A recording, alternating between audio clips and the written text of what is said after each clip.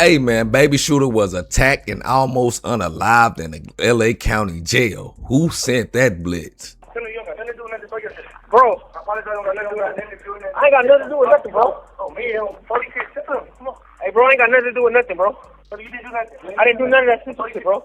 You're not going to get nobody. I ain't going to get nobody or none of them. Damn, bro. Everybody clear. Everybody clear. Tell Detroit, Hold on, man. Them guys in there just made Babyshooter apologize to the whole Detroit, or who was he apologizing to? Wack, all that wackism got to be burnt up off him, bro. In order for the true him to shine through. You know what I'm saying? Because from what I know, his history before he even got into a devilish relationship with Wack 100, I heard that he was really an all-right cat who was just known for taking care of his business, and I'm gonna take that.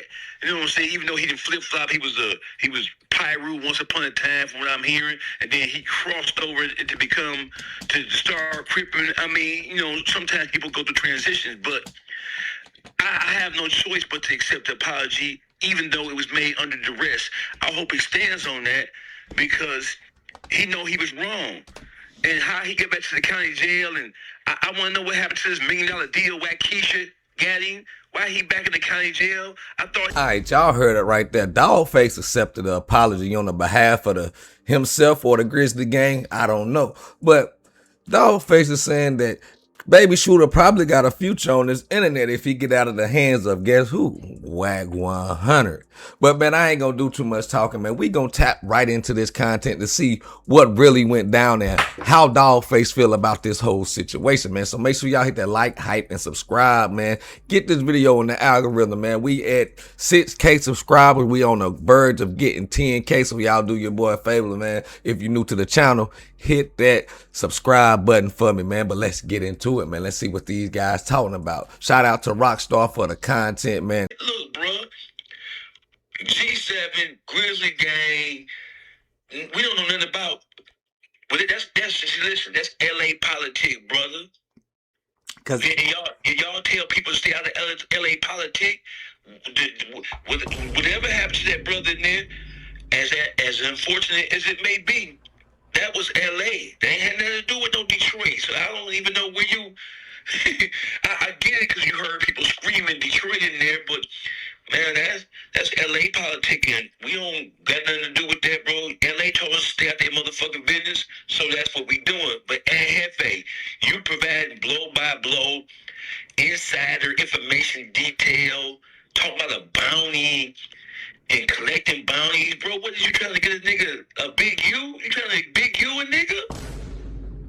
No, Hefe, you wrong as a son bitch. You wrong.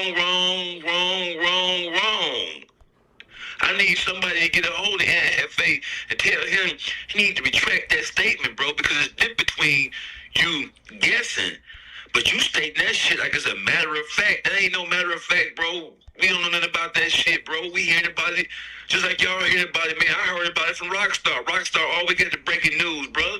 I heard about it from Smut Free TV. We don't know nothing about nothing, brother. NFA, you. Now, I do feel like Hefe, you know what I'm saying, probably put a whole lot of information out there that would be questionable by his peers among that jail cell in the jail that he's in, man. But Dawgface is saying, bro, hey, Hefe, man, you doing too much, bro. Even if allegedly them boys had something to do with it, man, this would be basically giving it up due to the fact that I'm pretty sure with the narrative that's going around, I don't think Tee Grizzley had something to do with it, bro. I honestly believe it was some internal beef going on before the Tee Grizzley situation even popped up. But let's keep it going and see what they talking about. Y'all hit that like, hype, and subscribe. Dead ass wrong, and you know you wrong. Yeah, because so basically in Hefe video, because for a lot of people don't know, like, I don't know if people know, I know you know, but Hefe is incarcerated right now. He's in the county jail. Now, he's giving the best insight on this because he's in jail because Shooter came to the same module where they're at. So I don't know about that. I don't know if they came to the same module, but let's keep it going. I'm just catching them up to date, Dawgface. Oh, what the other gang member to the reaction video and Hefe just put out, basically saying like, you know, he got tortured because it's a bounty, some sort of bounty that Tee Grizzley allegedly has a bounty, and you know these guys, they feel like, you know, Tee Grizzley may honor that by them getting that shooter this way. I mean, to me that seems very far-fetched, but we did hear say apologize to Detroit, to them Detroit or whatever, and Shooter saying he ain't had nothing to do with nothing. But I mean, what do you really take from this video, Face? Like, what is like? What I take from it, Rock, is that LA, and I'm gonna speak for LA, and I want LA to forgive me for even acting like I can speak for LA. But let me speak for LA. LA is tired of all the bullshit. LA tired of all the false flagging. LA is tired, sick and tired. LA, Bompton, Watts, Long Beach. Everybody, they tired of that shit. The whole Southern California is tired of that clown circuit that's going on.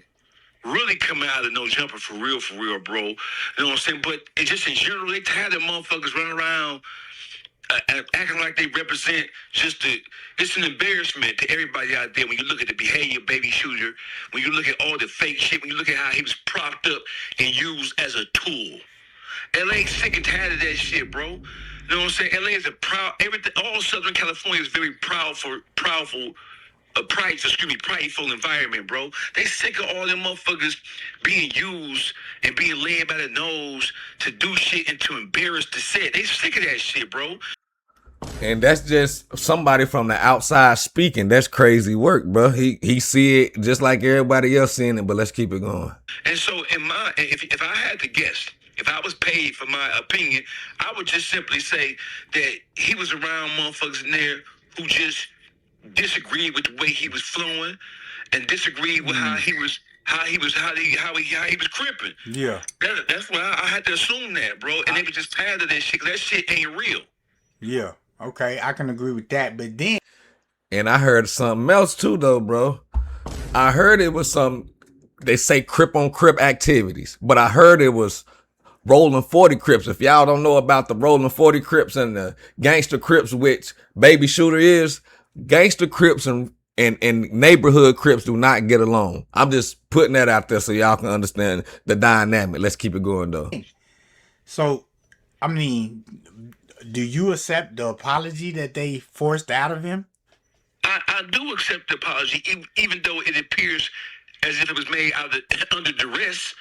You know what I'm saying? But sometimes, yeah, you funny, bro. You funny. But yeah, but listen. Sometimes, So there's an analogy that says that fire purifies iron. Fire purifies gold.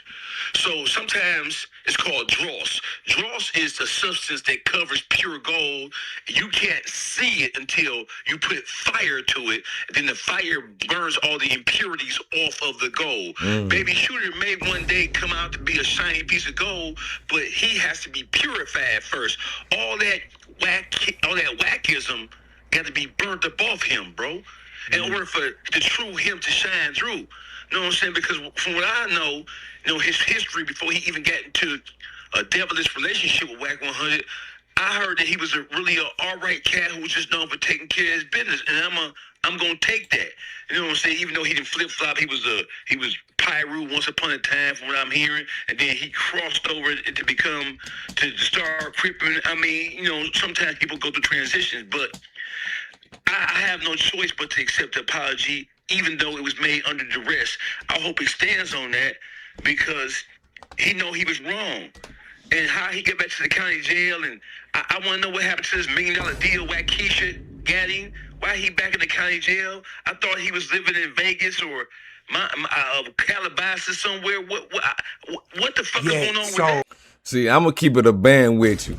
I don't even think Dawgface will even be going back and forth with Babyshooter. If y'all notice, man, over the past couple of months, Dawgface and Babyshooter was into it. Just like you just heard Dawgface say he feel like Babyshooter might come out and be something on this internet, but he got to get under the duress of Wack 100, bro. But let's keep it going. Let's see what my guy Rockstar got to say. Y'all hit that like, hype, and subscribe, man, if you new. Let's keep it going. So I remember when he got out the first time, when he got out this last time, he was saying he still had another case. He was out on bond from another case, though, that he had to deal with. So the last week we've been seeing him say he's gonna have to turn himself in. He talking about he had a going away party artist.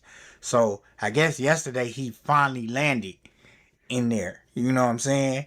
And good. immediately, I'm talking about immediately, as soon as he got up in there, this is all this transpiring. Yeah, Rock, I'm gonna tell you something, bro.